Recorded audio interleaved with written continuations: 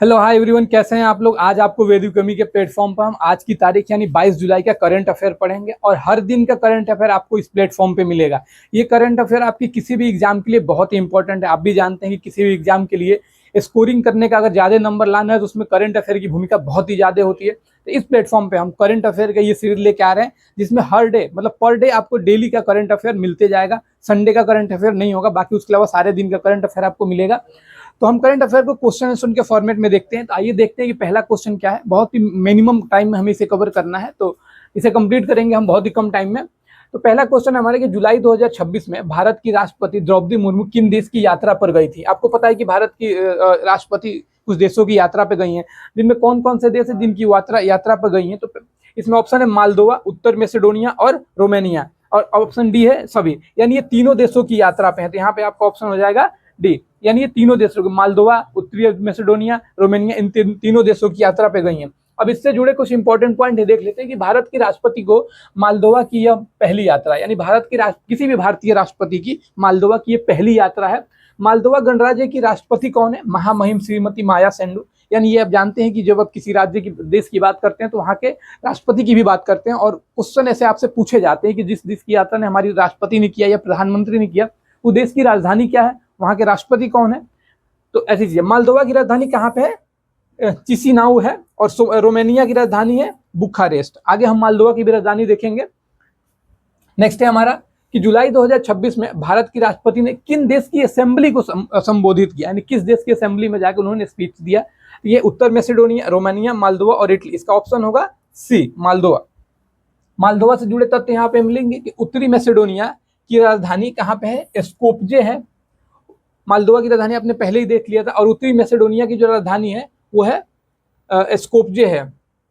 उत्तर मैसेडोनिया की राष्ट्रपति महामहिम डॉक्टर गोर्डाना सिल्जानोस्का दावकोवा नाम है इनका। किसी भारतीय राष्ट्रपति की उत्तरी मैसेडोनिया की यह पहली यात्रा है। अगला देखते हैं हम लोग कि ब्रिटेन के नए प्रधानमंत्री कौन बने। इससे पहले जो थे उनका आपको पता है, लेकिन उन्होंने पार्टी छोड़ दिया था, और एक अकाउंटेबिलिटी की वजह से उन्होंने पार्टी छोड़ा था कि मेरी जिम्मेदार होकर, रिस्पॉन्सिबल होकर उन्होंने पार्टी छोड़ी थी। और फिर उसी पार्टी के नए सदस्य को ब्रिटेन का प्रधानमंत्री बनाया गया, जिनका नाम है एंडी बर्नहैम। सारे ऑप्शन है आप देख सकते हैं, जिसमें एंडी बर्नहैम ब्रिटेन के नए प्रधानमंत्री बने हैं।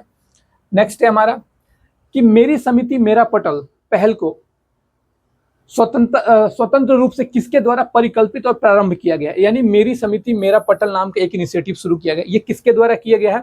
यहाँ पे आप देख सकते हैं कई सारे ऑप्शन है। सहकारिता मंत्रालय है, राष्ट्रीय सहकारिता विकास निगम है, क्षेत्रीय सहकारिता प्रबंधन संस्था है। तो यहाँ पे ऑप्शन हमारा हो जाएगा क्षेत्रीय सहकारिता प्रबंधन संस्था, इसके द्वारा शुरू किया गया है। नेक्स्ट देखते हैं कि इस पहल का मुख्य उद्देश्य किन समिति, यानी जो हम लोगों ने जो पहल देखा, मेरी समिति मेरा पटल, तो इस समिति का जो मुख्य उद्देश्य किन समितियों की प्रशिक्षण, आवश्यकताओं को पूरा करके उन्हें सशक्त और आधुनिकीकरण बनाना, यानी ये जो पहल शुरू किया गया इन किन संस्थाओं को सशक्त बनाने के लिए किया गया है। तो आपका यहाँ पे ऑप्शन हो जाएगा प्राथमिक कृषि क्रेडिट समिति, जिसे आप पैक्स बोलते हैं, PACS, यानी primary agriculture credit society. Next है हमारा, उसे हम देखते हैं कि 20 जुलाई 2026 को 4 दिवसीय बहुराष्ट्रीय समुद्री सुरक्षा प्रशिक्षण कार्यक्रम ऑपरेशन सर्दर्न रेडीनेस, क्या नाम है, ऑपरेशन साउदर्न रेडीनेस लॉन्च का शुभारंभ कहाँ हुआ। तो ये आप देखेंगे कि पूर्वी नौसेना कमान विशाखापट्टनम, पश्चिमी नौसेना कमान मुंबई, दक्षिणी नौसेना कमान कोचिंग, और अंडमान निकोबार पोर्ट ब्लेयर कमान, अंडमान निकोबार कमान पोर्ट ब्लेयर। इसका ऑप्शन हो जाएगा हमारा सी, दक्षिणी नौसेना कमान कोचिन। नेक्स्ट देखते हैं कि इस बहुराष्ट्रीय प्रशिक्षण कार्यक्रम, यानी जो पहले बहुराष्ट्रीय ये जो ऑपरेशन सर्दर्न रेडीनेस हुआ था, इस बहुराष्ट्रीय प्रशिक्षण कार्यक्रम में कितने देशों के प्रतिभागियों ने भाग लिया था। तो यहाँ पे आप ये देख सकते हैं कि कितने, यहाँ पे पूछ रहा है कि इस कार्यक्रम में कितने देशों के प्रतिभागियों ने भाग लिया था। उसमें आपका ऑप्शन हो जाएगा यहाँ पे 20 देश के प्रतिभागियों ने, यानी कंपटीटर ने इसमें भाग लिया, पार्टिसिपेंट ने इसमें भाग लिया था। अगला देखते हैं कि भारत में आयोजित ऑपरेशन सर्दर्न रेडीनेस का यह कौन सा संस्करण या आयोजन है, यानी जो ये ऑपरेशन किया गया ऑपरेशन सर्दर्न रेडीनेस, ये भारत में इसका जो किया जा रहा है ये कौन सा संस्करण है, यानी एडिशन कौन सा है। संस्करण का मतलब एडिशन होता है, पहला है, ये दूसरा है, तीसरा है, चौथा है, कौन सा है? तो आप यहाँ देख सकते हैं ये पहला आयोजन है, यानी फर्स्ट ऑकरेंस, यानी पहली बार यहाँ पे ये आयोजित किया जा रहा है। नेक्स्ट देखते हैं हम इसमें कि केंद्रीय मंत्री श्री ज्योतिरादित्य सिंधिया एम सिंधिया को किस राज्य की प्रसिद्ध जीआई टैग वाली लाकाडोंग हल्दी, जीआई टैग से आप परिचित होंगे, नहीं होंगे तो फिर मैं आपके लिए कुछ कंटेंट इस पे लेके आऊंगा। लोकाडोंग हल्दी के लिए मिशन गोल्डन स्पाइस का शुभारंभ किया गया है। अब देखिए जो लोकाडोंग हल्दी है ये मेघालय की है, ठीक है, ये मेघालय की है और इसकी जीआई टैग प्राप्त है और ये इसके लिए मिशन गोल्डन स्पाइस यानी एक इसको वैश्विक ब्रांड, ग्लोबल ब्रांड बनाने के लिए ये इनिशिएटिव शुरू किया गया है। तो ये लोकाडोंग हल्दी जीआई टैग वाली कहाँ की है? मेघालय की है। और इससे जुड़ी कुछ और तथ्य हैं जिसमें आप आगे भी देख सकते हैं कि मेघालय की लाकाडोंग हल्दी की मुख्य विशेषता क्या है जो इसे दुनिया की औसत हल्दी से लगभग 4 गुना बेहतर बनाती है। यानी उसकी विशेषता क्या है उस हल्दी की? इस हल्दी की विशेषता है कि इसमें हाई करक्यूमिन कंटेंट होता है। कितना होता है? लगभग 7 से 10%। यानी हल्दी में एक करक्यूमिन नाम का कंटेंट पाया जाता है जो इस हल्दी में, लाकाडोंग हल्दी में सबसे हाई होता है, 7 से 10% के आसपास होता है। तो इसका ऑप्शन हो जाएगा हमारा बी। नेक्स्ट देखते हैं कि मत्स्य विभाग ने किस केंद्रीय योजना के तहत मंगलोर मत्स्य बंदरगाह के आधुनिकीकरण और उनके उन्नयन के प्रस्ताव को मंजूरी दी है? तो आप ये देख सकते हैं प्रधानमंत्री मत्स्य विकास योजना, प्रधानमंत्री मत्स्य संपदा योजना, यानी मंगलोर यानी मछली पकड़ने का एक बंदरगाह है, तो इसलिए इसको मंगलोर मत्स्य बंदरगाह कहते हैं। तो इसके आधुनिकीकरण और उन्नयन के लिए कौन से प्रस्ताव को मंजूरी दी गई है और किस विभाग के अंतर्गत आता है? वो है प्रधानमंत्री मत्स्य संपदा योजना, प्रधानमंत्री मत्स्य संपदा योजना। नेक्स्ट देखते हैं मैंगलोर मत्स्य बंदरगाह कहाँ पे है? ये आपके लिए लोकेशन इंपॉर्टेंट हो जाता है। ये कर्नाटक में है। कर्नाटक के दक्षिण पश्चिमी तट पर मछली पकड़ने का ये एक प्रमुख केंद्र है, यानी मैंगलोर मत्स्य बंदरगाह कर्नाटक में है, इसे आप याद रखेंगे। नेक्स्ट है कि प्रधानमंत्री मत्स्य संपदा योजना के कार्यान्वयन के बाद देश में कुल मछली उत्पादन वित्तीय वर्ष 2019-20 के 141.64 लाख टन से बढ़कर 2024 यानी फाइनेंशियल ईयर 2024 में ये कितनी हो गई है? तो यहाँ पे 155 लाख टन, 175 लाख टन। तो आपका ऑप्शन हो जाएगा सी, 197.75 लाख टन कुल उत्पादन फाइनेंशियल ईयर 2024-25 में हुआ है मछली का। नेक्स्ट देखते हैं कि भारत की ब्रिक्स 2026 की, आपको पता है कि भारत ब्रिक्स 2026 की ब्रिक्स की अध्यक्षता कर रहा है जो दिल्ली में होने वाला है। तो उससे संबंधित कोई अन्य छोटे छोटे कुछ डिपार्टमेंटल मीटिंग्स होती हैं, तो उसमें है कि ब्रिक्स की 2026 की अध्यक्षता के तहत 21 जुलाई 2026 को पारंपरिक पूरक और एकीकृत चिकित्सा यानी टीसीआईएम का मतलब क्या होता है?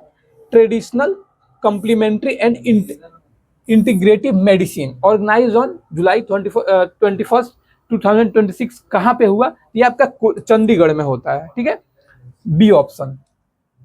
नेक्स्ट देखते हैं कि केंद्रीय औषधि मानक नियंत्रण संगठन सीडीएसको ने भारत में डेंगू रोग की रोकथाम के लिए किस पहले टीके के विपणन यानी मार्केटिंग को मंजूरी दी है? यानी जो ये संस्था है ना, ये मेडिकल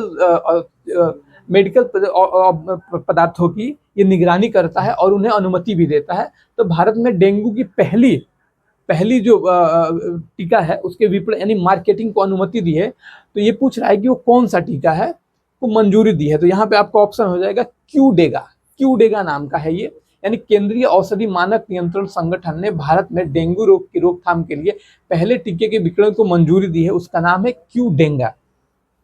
नेक्स्ट देखते हैं कि इस स्वीकृति यानी जो पहले डेंगू का निर्माण किस कंपनी के द्वारा किया गया है? तो यहाँ पे आपकी कंपनी हो जाएगी टाकेदा जीएमबीएच जर्मनी, यानी इस कंपनी का नाम है टाकेदा जीएमबीएच जर्मनी। ये डेंगू का पहला टीका है जिसकी मार्केटिंग यानी विपणन को मंजूरी दी गई है सीडीएसको के द्वारा।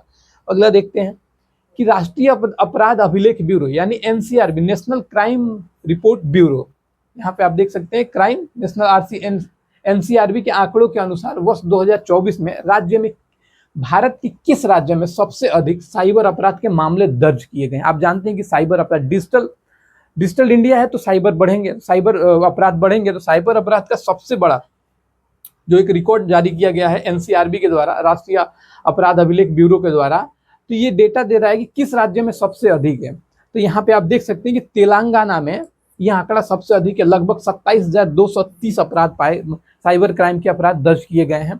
कुछ ऐसे भी अपराध होते हैं जो दर्ज नहीं किए जाते हैं, तो यहाँ पे हम केवल दर्ज अपराधों की बात करेंगे जो एक रिकॉर्ड में मेंशन है। अगला हम देखते हैं, देखिए शीर्ष 3 सर्वाधिक साइबर अपराध वाले राज्य कौन से हैं। हमने ये देखा कि सबसे अधिक साइबर अपराध तेलंगाना में था, लेकिन शीर्ष 3 राज्य कौन से हैं जो सबसे ज्यादा यहाँ पे साइबर अपराध हुए हैं। उसमें पहला है तेलंगाना, दूसरा है कर्नाटक और तीसरा है आंध्र प्रदेश। ये राज्य जहाँ पे साइबर अपराध सबसे अधिक हुए हैं। अगला देखते हैं कि सूचना या प्रसारण मंत्री द्वारा जमीनी स्तर के डिजिटल क्रिएटर को बढ़ावा देने के लिए शुरू की गई राष्ट्रीय पहल का नाम क्या। अब देखिए डिजिटल क्रिएट जो भी कंटेंट क्रिएट करते हैं उनके लिए एक प्लेटफॉर्म लाया गया है, उस प्लेटफॉर्म का क्या नाम है, James of India challenge. James of India, उनको बढ़ावा देने के लिए एक प्लेटफॉर्म लाया गया है, जेम्स ऑफ इंडिया चैलेंज। इसके बारे में कुछ और जानकारी की, इस चैलेंज में भाग लेने के लिए, अगर आप इस चैलेंज में भाग लेना चाहते हैं तो इसका एक पोर्टल बनाया गया है जिसका नाम है माई वेब्स। इस पोर्टल पे जाके आप पंजीकरण, रजिस्ट्रेशन चीजें कर सकते हैं वहां पे। अगला देखते हैं, राष्ट्रीय अल्पसंख्यक आयोग का अध्यक्ष किसने का पदभार, राष्ट्रीय अल्पसंख्यक आयोग अध्यक्ष का पदभार किसने संभाला है, यानी राष्ट्रीय अल्पसंख्यक आयोग का अध्यक्ष किसे बनाया गया है। आप यहाँ देख सकते हैं विनोद अग्रवाल, मोहित कांत, जयदीप कुमार, हरदीप सिंह ग्रेवाल। तो यहाँ पे आपका ऑप्शन हो जाएगा हरजीत सिंह ग्रेवाल, यानी राष्ट्रीय अल्पसंख्यक आयोग का अध्यक्ष हरजीत सिंह ग्रेवाल को बनाया गया है। नेक्स्ट देखते हैं इसमें कि राष्ट्रीय अल्पसंख्यक आयोग का उपाध्यक्ष का पदभार किसने संभाला है। अध्यक्ष को आपने देख लिया, उपाध्यक्ष का पदभार किसने संभाला है, तो यहाँ पे हो जाएगा एस मुनावरी बेगम। नेक्स्ट देखते हैं कि 30 जून 2026 तक देश की कुल नवीकरणीय यानी रिन्यूएबल एनर्जी स्थापन क्षमता, यानी कुछ एस्टेब्लिश्ड कैपेसिटी वर्ष 2014 के तुलना में 2014 में इतनी थी गीगावाट में थी और लगभग 4 गुना बढ़कर कितनी हो गई है, यानी रिन्यूएबल एनर्जी की जो स्थापित क्षमता है 2026 में, अभी जो वर्तमान समय चल रहा है 30 जून 2026 तक कितनी हो गई है। यहाँ पे आप देख सकते हैं कि 288.51 गीगावाट हो गई है, यानी कुल स्थापित क्षमता रिन्यूएबल एनर्जी की इतनी हो गई। अब इसमें कौन कौन से रिन्यूएबल एनर्जी के रिसोर्सेस हैं अलग अलग, उनको देखते हैं कि जो सौर ऊर्जा है इसकी क्षमता कितनी है 162 गीगावाट, पवन ऊर्जा है उसकी क्षमता है 57 गीगावाट, और जो जैव ऊर्जा है यानी जो बायो एनर्जी है वो है 11.75 गीगावाट, और जो जल विद्युत से यानी हाइड्रो इलेक्ट्रिक प्रोजेक्ट है उनकी भूमिका है 57। एक टोटल मिला के जो हो जाती है रिन्यूएबल एनर्जी वो 288.58 गीगावाट हो जाती है। ये चीज आप याद रखेंगे, एग्जाम के लिए बहुत ही इंपॉर्टेंट है। इस नए अधिनियम यानी वीवीजी रामजी अधिनियम 2025 के तहत पूरे देश के ग्रामीण क्षेत्रों में इस योजना का कार्यान्वयन किस तिथि से शुरू हो रहा है। यानी पहले आप जानते थे कि मनरेगा है, मनरेगा के बिल को खत्म करके एक नया बिल लाया गया वीवीजी रामजी, तो वीवी ग्राम जी एक्ट 2025। तो ये कब से लागू हो रहा है, तो ये लागू होने की तिथि आपकी है 1 जुलाई 2026 से ये लागू हो गया है। तो ये डेट भी आप याद रखेंगे, कई सारे एग्जाम में ये डेट पूछता है। नेक्स्ट देखते हैं कि विकसित भारत, देखिए इसका फुल फॉर्म यहाँ आपसे पूछा जा सकता है कि इसका फुल फॉर्म क्या है, तो विकसित भारत रोजगार guarantee and livelihood mission rural. ये चीज आप याद रखेंगे, इंपॉर्टेंट है ये चीजें, डेट पूछता है और इससे रिलेटेड आपको इसके फुल फॉर्म्स को भी कई बार आपसे पूछा जा सकता है। अगला देखते हैं, हाल ही में अनुसंधानकर्ताओं की एक टीम ने भारत के किस जैव विविधता में समृद्ध क्षेत्र से एलोग्राफा जीन्स से संबंधित लाइकेन बनाने वाले कवक की 5 नई प्रजातियों की खोज की है।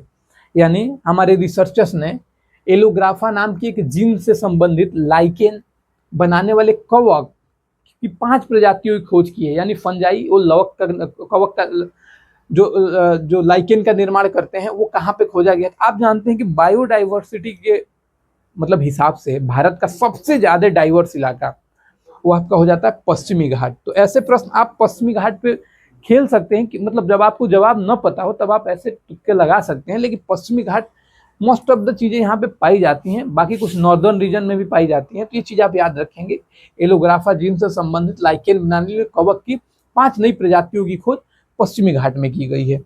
अगला देखते हैं नेक्स्ट, एलोग्राफा के बारे में कुछ यहाँ पे लिखा हुआ है कि एलोग्राफा ग्राफिडेसी जीन्स में स्थित स्क्रिप्ट लाइकेन या लाइकेन बनाने वाले कवकों को, एक कवक जो सेल या साइनोबैक्टीरियम के साथ मिलकर लाइकेन बनाता है उसके ही हम जो यहाँ पे लाइकेन बनाने वाले कवक कहते हैं कि एक प्रजाति है। यानी ये एक कवक की ही प्रजाति है एलोग्राफा। आगे हम देखते हैं इसमें कि अब किस राज्य में तीस्ता जल विद्युत परियोजना सुरंग की त्रासदी हुई है। भारत के एक राज्य में तीस्ता नदी पे एक डैम बन रहा था, मतलब एक जल विद्युत परियोजना बन, जहाँ पे एक सुरंग थी। सुरंग में ऐसा कह रहा है कि पाया गया है कि कुछ मीथेन गैस के कारण वहाँ पे ब्लास्ट हुई है। ये अभी अप्रूव नहीं है कि methane gas he, but most of the chance ये होता है किसी भी सुरंग में मीथेन गैस के कारण, वो विस्फोटक गैस होती है, ज्वलनशील होती है। तो सिक्किम ऐसा राज्य है जहाँ पे ये तीस्ता जल विद्युत परियोजना सुरंग की त्रासदी हुई है और कुछ लोग वहाँ पे मारे गए हैं, काफी संख्या है, मतलब बहुत नहीं है बल्कि फिर भी कुछ लोग मारे गए हैं। अब देखिए, विच स्टेट असेंबली यानी किस राज्य की विधानसभा ने समान नागरिक संहिता विधेयक 2026 पारित किया है। हाल ही में किस राज्य की विधानसभा ने यूसीसी बिल को पास किया है, यानी समान नागरिक संहिता बिल को पास किया है। ये आपका है मध्य प्रदेश। ये जुलाई का न्यूज है, यानी 22 जुलाई का, तो ये आप चीज याद रखेंगे। नेक्स्ट है हमारा कि किस फ्रांस ने 15 वर्ष से कम उम्र के बच्चों के लिए सोशल मीडिया पर प्रतिबंध लगाने को मंजूरी देने वाला किस क्षेत्र का पहला देश बन गया है।